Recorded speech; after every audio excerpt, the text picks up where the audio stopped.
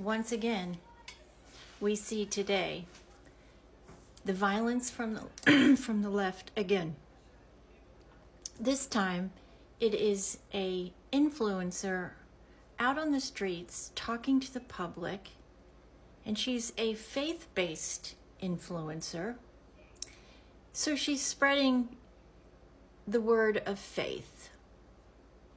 She goes to the street, and a black woman walks up to her and assaults her in the middle of the street, trying to have a conversation. And this is, see what the left does. Their conversation is with violence. We see it more and more and more and more every day. Not being willing to rationally discuss the differences between conservative America and liberal America, from the right versus the left, Republican versus Democrat. And I have yet to see, not one time, in the last now almost 3 weeks since an assassination, a political assassination in the United States, I have yet to see one Democratic leader come out and condemn the violence and then insist that it stop and say that it is unacceptable. And you can only come to one conclusion, because they haven't done this, because that's what they want. They want violence. They want a civil war to erupt. They want it to be out of control. They're trying to force the President of the United States into calling for martial law, because then they can say and they can justify that his actions are tyrannical. But what they don't seem to understand in their ignorance and their arrogance is that the American people are seeing through this plan. So, we on the right, literally on the right side of this issue, we have to not go to violence at all costs. And this is not saying we take the high road. This is not saying that we don't get out and we don't voice our opinion and we demand accountability. This is saying that we do not resort to their level and react in violence. That's what that is saying, because that's what they want. They want to explode this division and create a civil war. That's what they want.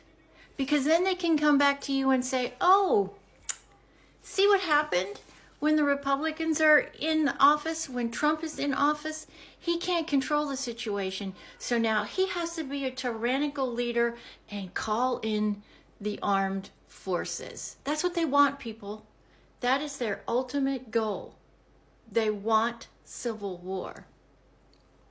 If you don't want that, I don't want that. If you don't want that, then we, on the right side of this issue, cannot, under any circumstances, go to violence. We have to use every other method at our disposal. And one of the most powerful is what I'm talking on right now, social media. If your messages are taken off the platform, go to another one. If it's taken off from there, go to another one. That's how we fix this. It's the only way we fix this. And we have to make sure that we are holding those people in Washington who have created this environment of hate. We have to hold them accountable. We have to put it before the grand jury. We have to let the grand jury decide, and then we have to bring them to justice. That's how civilized societies work. They don't understand that because they're not civilized. Okay? So we have to make sure none of us go to violence in any way, any shape, or any form. Because then, if we do, we're no better than them. We have to use the Constitution. We have to use our faith. We have to use our numbers, because we are the biggest segment in this country, and we have to make sure that it stays that way. So right now, we got to be working for midterm elections. Right now, we've got to be actively planning and encouraging and starting a removal process, an impeachment process, or a non-election process for all of those who are inciting this violence, because that's what they're doing.